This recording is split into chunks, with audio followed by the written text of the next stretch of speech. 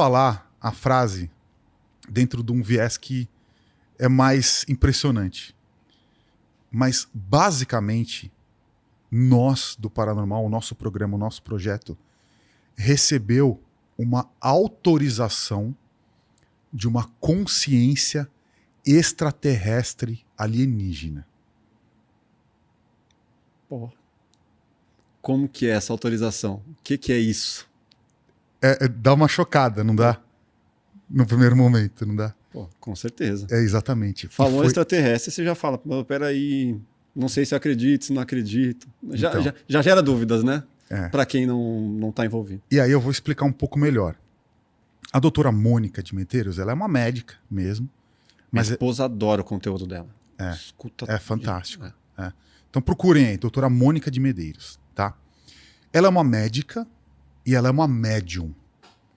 Ela é uma médium de canalização. Médica e médium, já ciência e espiritualidade. Exatamente. Isso já é diferenciado. Então, uma médium de canalização, ela tem acesso a outras consciências que a usam como um veículo. Então ela canaliza uma outra consciência além da dela para as outras pessoas, certo? Então o que ela faz como médium, tá? Nos centros espíritas as pessoas já viram isso com um pouco mais de frequência. Então você vai num centro espírita, você tem um médium, ele vai canalizar um médium lá. Vai canalizar ou pode incorporar também um médium, né? No caso da doutora Mônica, ela canaliza uma consciência que se identifica como sendo extraterrestre. Essa consciência, ela fala para ela, através dela mesma, que ela veio de fora do planeta. Que ela é uma consciência alienígena que veio de outro planeta. Ela é uma consciência, tá? Então, é uma entidade alienígena extraterrestre. O nome que essa entidade recebe aqui na Terra é Xiaolian. Xiaolian, né? E aí, o nosso projeto lá, a gente estava começando, a gente estava, sei lá, com 30 ou 40 lives, as dívidas estavam acumulando muito. A gente tinha uma média de 40 pessoas assistindo nossos programas, ao vivo, né? 40, 35, 50 às vezes, né? E aí, assim, a gente já estava no nosso limite. Assim, no mês que vem a gente não teria dinheiro para pagar mais nada, a gente teria que fechar. Tava desanimador, né? A história toda. Exatamente. E aí, quando a doutora Mônica veio, a gente conhecia muito pouco dela. A gente falou, cara, é uma pena que as pessoas não vão ver o conteúdo, né? Porque, assim, não tá chegando nas pessoas. Só vai ter 40 pessoas assistindo e tal, não sei o quê. Ela se autoconvidou ou vocês convidaram? Como que foi? A gente convidou. A gente convidou. Mas ela até então não tinha ido em lugar nenhum. Ela não tinha dado entrevista em lugar nenhum. Ela nunca tinha sido convidada em nenhum podcast. Nenhum podcast. Aí, antes da gente começar a live, a gente viu que tinha 1000 pessoas aguardando. Aí eu olhei pro Guru e falei, Guru, tem 1000 pessoas aguardando a live? Nem começou. Eu falei, caramba, aconteceu alguma coisa aqui. Que a gente não tá entendendo. Beleza, a gente entrou no ar, lá, né, a chamada, não sei o quê.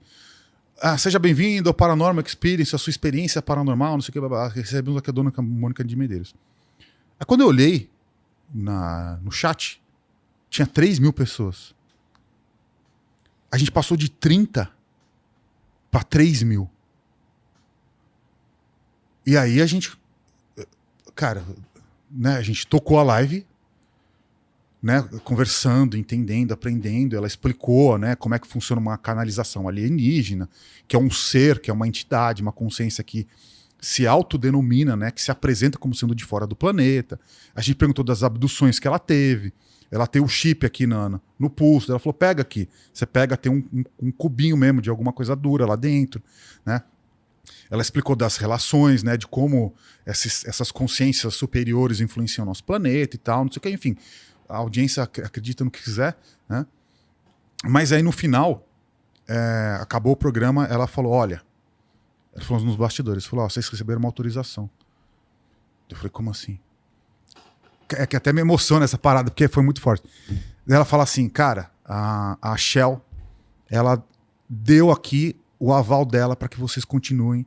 E ela tá interferindo no projeto. O Guru, inclusive, chora também, tá? Vocês estão achando que eu tô me emocionando. O Guru chora quando lembra disso. É que foi muito forte pra gente, assim. E foi muito real. Porque a gente sentiu. A gente sentiu que tinha alguma coisa diferente, cara. Aconteceu alguma coisa diferente ali. Você entendeu? E ela falou, a Shelian, a Shell, ela tá do lado de vocês e ela vai cuidar desse projeto junto com vocês. Então ela vai estar agora como uma guardiã aqui dentro. Cara, até arrepia. Cara, tipo, a gente ficou em choque porque realmente mudou. A gente teve naquele dia 3.600 pessoas ao vivo e o episódio bateu 1 milhão de views. E assim, tudo mudou dali pra frente. Tudo mudou. E assim, como é que eu te explico, cara? Como é que eu te explico que a gente sentiu algo? A gente sentiu uma presença.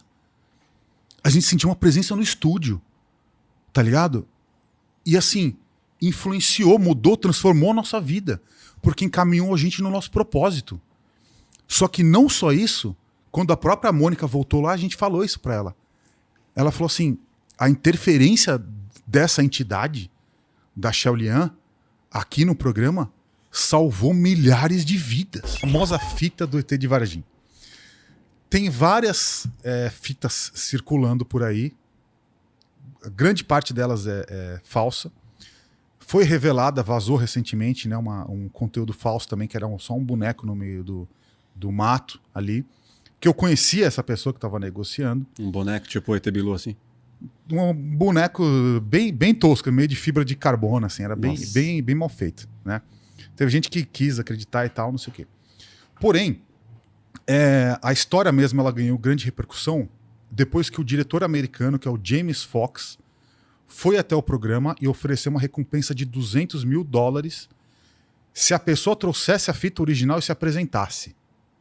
Então foi quando esse tema explodiu. Porém, eu comecei a conversar com esses negociadores, entre aspas, 9 meses antes. Apareceram 3 pessoas, tá? Chamaram, e-mail, mensagem? E-mail, mensagem e WhatsApp, que a gente tem o nosso WhatsApp do programa lá. 2 dessas pessoas eram a mesma, então era uma pessoa se passando por outra, né? Que depois eu descobri que foi a pessoa que acabou dando o golpe em um ufólogo. Acho que ele pegou R$10 mil desse cara e entregou uma fita vazia. Vixe. Tentaram fazer isso com o Bruno Bock também, né? É possível. Ele falou que queria um preço de uma moto para vender uma fita que tinha revelações bombásticas e que ele precisava daquilo e ele começou a ficar meio maluco com aquilo. Uhum. E aí o caso que foi agora o caso que eu entrei mais fundo, o que era? Era um rapaz, era uma pessoa que o pai dele tinha feito uma cópia na época da fita e tinha entregado para a família como um patrimônio. Ele me falava que, cara, meu pai me entregou essa fita como sendo uma garantia para o nosso futuro. Uma herança. Uma herança, exatamente. Então, esse cara, esse ex-militar, ao que tudo indica, porque eles vivem de pensão hoje, sabia que esse material tinha valor e já entregou esse material, já deixou guardado lá na casa, como sendo algo que para o futuro ele ia valer muito dinheiro. E aí eu conversei com essa pessoa durante 3 meses. 3 meses. E basicamente a gente tinha marcado de fazer uma call pelo WhatsApp para ele me mostrar a fita do VHS no VHS da casa dele mesmo, na TV antiga. Beleza. A gente estava negociando, a gente negociou vários valores lá. Ele começou pedindo 81 mil, depois baixou para 51 e ficou enrolando e vai e não vai. E diz ele que eles eram vigiados e que tinham ameaças, enfim. Né? Assim, toda uma história. Toda uma história. Aí beleza, aí ele marcava direto comigo, daí eu falava, Guru, é hoje, a gente vai ter a call. Daí vai ser meia hora antes do programa. Aí ficava aqui esperando, o cara assumia. Eu falei, puto, o cara assumiu, beleza. Daí eu falei, Guru, agora vai ser, daí vamos assistir junto, não sei o quê. Daí marcava 2 semanas depois e tal. Mas você queria um testemunho, assim, pra estar nessa conversa contigo? Claro, com certeza, com certeza. Né? Aí o cara ficou me enrolando um tempão, né? Aí, um dia, eu tinha saído da minha aula de meditação, tava numa padaria, eu lembro até hoje, tava comendo um pedaço de torta de frango, que a atendente lá colocou uma camada de requeijão gigantesca, assim, absurda. Tava comendo feliz da vida, de repente eu vejo o cara me liga. Tá me ligando por chamada de vídeo, no meio da padaria. Daí eu falei, caramba, o cara apareceu do nada. Eu peguei, deslizei.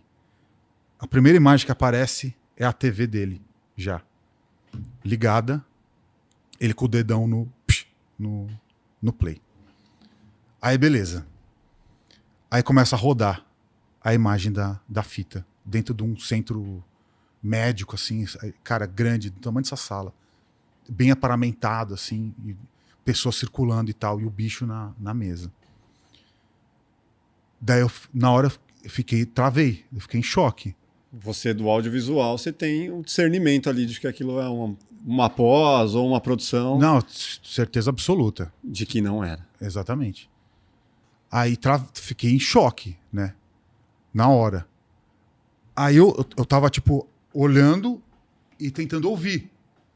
O que falavam, assim, Sim. tipo, falatório pra caramba. Pegando e olhando, tentando ouvir, né?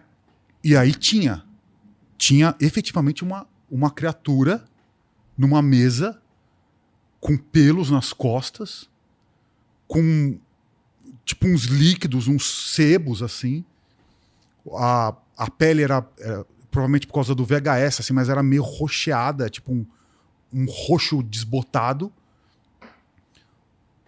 O bicho vira, né? A mão com luva, vira o bicho mole, a cabeça realmente maior, parecia ser um ser bípede, mas talvez mais curvado. Na primeira cena que eu vi, que tinha os pelos nas costas, dava pra você ver as marcas assim da coluna, sabe? O quê? 1 metro? Qual o tamanho, mais ou menos? Cara, devia ter sei lá, 1 metro, 1,10 m, assim, no máximo, né? E assim, qual que é a grande história, né, do que eu vi lá? É que, obviamente... A qual distância tava? Cara, tava próximo, assim, tava tipo... Não era uma câmera de segurança, então? Não, era uma câmera na mão. Alguém tava ali andando operando. Com a câmera, exatamente. O que pegou muito pra mim é o seguinte: a criatura que tá lá não é um ET clássico do cinema ou dos livros. Não é uma criatura que você olha, cara, isso é um ser alienígena igual de Hollywood. Não é. Sim. Tá? Ele lembra a descrição que as meninas deram, que todo mundo falou. Os elementos estão no ser. Por exemplo, a cabeça grande, inchada, beleza. Os olhos, tá? Os olhos, que igual todo mundo representa, como sendo aqueles olhos gigantescos, tipo um olho de tamanho desproporcional, não era isso. Era meio que um olho de tamanho normal, mas saltado para fora e muito inchado em volta. Então eu falei isso já. Que me lembrava muito quando você já viu quando a pessoa toma uma picada de abelha? Sim. No olho, que fica aquela pálpebra, fica aquele... Era mais ou menos isso, parecia que era um olho muito inchado. Mas não era aquele olhão grande igual de cinema. Entendeu? Aqueles olhos profundos. Mas não um inchado de estrangulamento ou qualquer coisa do tipo. Não, cara, era um inchado tipo como se fosse uma alergia mesmo. Parecia muito uma picada de abelha. Uhum. Entendeu?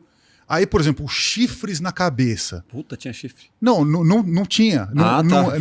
Não tinha chifre igual. Que eles mostram 3 calombos na cabeça. Não era isso. Eram inchaços, assim, de uma pele batida. Parecia... tipo, sabe luta de MMA, UFC? Sim. Quando o cara tá uma porrada, fica Sim. tipo um galo na Sim. cabeça. Cara, era meio aquilo. Não tinha uma... Quase hematomas, né? Exatamente. Parecia que era um processo inflamatório, assim, alérgico.